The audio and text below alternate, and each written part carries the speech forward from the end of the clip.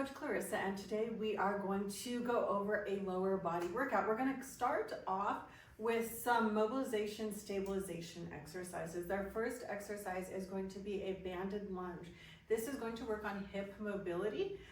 So also it's going to work on strengthening. So if you notice that you have poor hip stability, this is going to be a really good exercise. So with the banded work, we want to work in like 2 to 3 sets of 10. Since it's single leg unilateral, we want to be doing equal work on both sides. So we'll do 2 sets of 10 on each side or 3 sets of 10 on each side. So this is a banded lunge. What we're doing here is applying the band around the thigh, so above the knee joint. We do not want to put this band on the knee joint itself, just slightly above. And then we're going to ensure that we have our foot directly underneath our hip, and we're going to go into our lunge stance or split squat stance. We want to have our foot pressed very firmly into the ground. So if you need to take your shoe off to do this, please do so. We want heel down, big toe down, pinky toe down. Like that foot needs to be grounded. And then we're stepping out far enough that we have a good amount of tension on the band. And we're working against the resistance of the band trying to pull our leg out. This is going to create some mobility in the hip and the inner thigh. So working on joint mobility here. You can repeat this 10 to 12 reps on each side and really making sure that the reps are slow and controlled. You're going to feel this a lot in your glutes, and you should feel a little bit of space in the hip joint. From there, we're working into a modified Copenhagen. Modified Copenhagen is going to start building inner hip strength.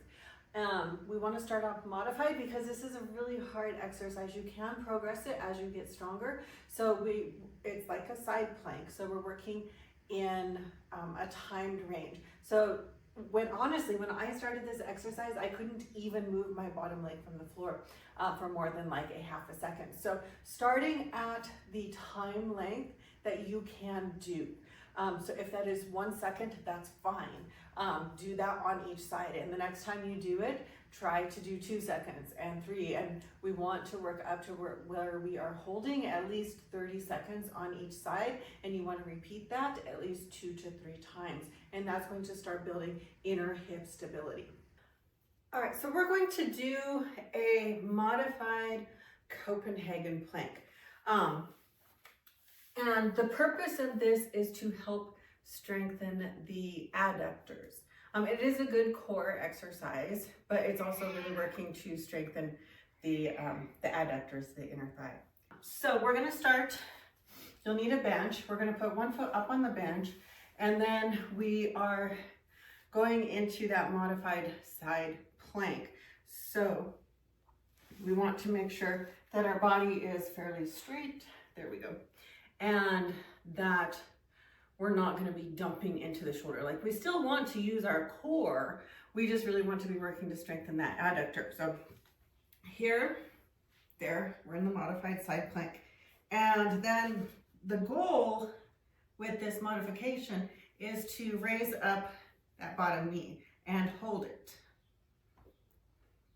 So working, it depends on the strength of your adductors. If you can hold it longer, that's great. If you do this and you're like, oh my God, my adductor is pinching and is cramping, then start with 2 to 3 seconds. Start with 5 seconds and work it up.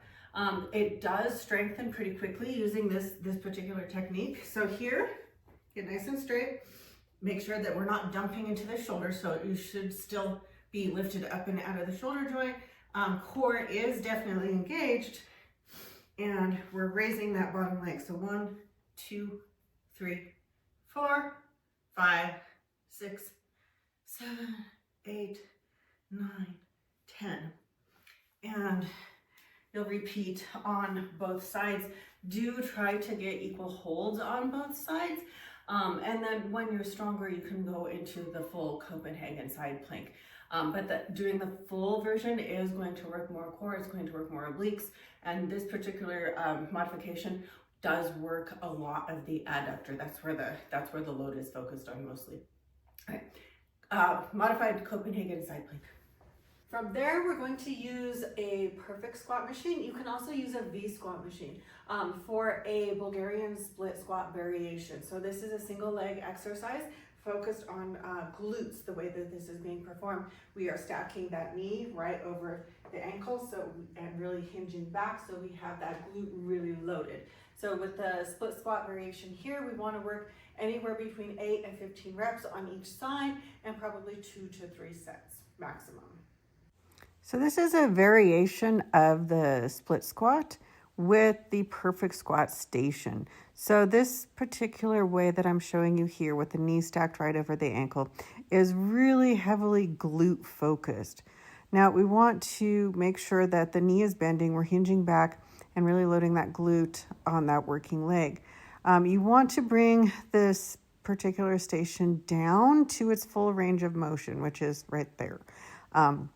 If you're able to go a little deeper on your particular unit, that would be better, just to load the glute a little more and bring that working leg more to parallel. You can see I'm just shy of it a little tiny bit, but you should not feel this in your lower back. You shouldn't feel it anywhere in your back. You should only feel it in that glute of the working leg. A little bit quad, a little bit hamstring, but primarily glute on that working leg.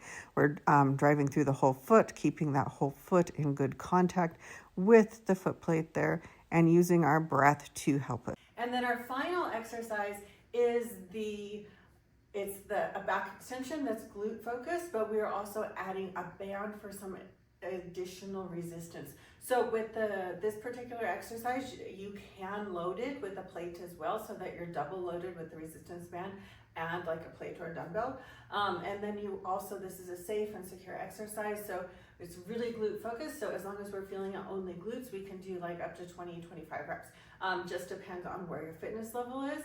But when we were first starting this exercise out, if you want to hit like 8 to 10, that's perfectly fine, and then work your way up. With this particular exercise, again, we're probably working 2 to 3 sets maximum. So this is a variation of a glute-focused back extension. So I'm using yoga blocks here under my feet to give myself a little bit of extra height so I can have the hip pad underneath the hip joint. So like it's down further on the thigh, which is going to allow me to actually hinge at the hip a lot better. And then we're using a resistance band to add some additional tension. You want to loop the band around the base of the unit and then around your upper back. And then we have the plate added as well for additional resistance. So you can double up on resistance here. And then we're keeping the spine neutral. So we're coming up, keeping the chin tucked, keeping a little bit of rounding through the thoracic spine. And we're coming up just until we feel the glutes are fully contracted. We're not going into actual back extension. We're keeping the spine in its neutral position. Think about it as like if you were doing a hip thrust or a deadlift, but your thighs are supported. So we're just hinging and then coming to neutral. So hinge and come to neutral. So the only place we're really going to be feeling this is in the glutes. Depending on where your foot position is, you may feel it some in the hamstrings. So toes out to the sides a little bit, you're going to feel more glutes. Toes pointed forwards, you're going to feel a little more hamstring. And again, we're using the breath, so inhale and then exhale. We shouldn't be feeling this in the lower back at all. Prime mover is the glutes, and this is just a variation of a back extension that's focused on glute growth. And that is our lower body focused workout for today. If you do the workout and you like it, let me know. If you do the workout and you don't like it, I'd also love that feedback. Be sure to like and subscribe so that you can continue to get all of our videos, and I'll see you next week.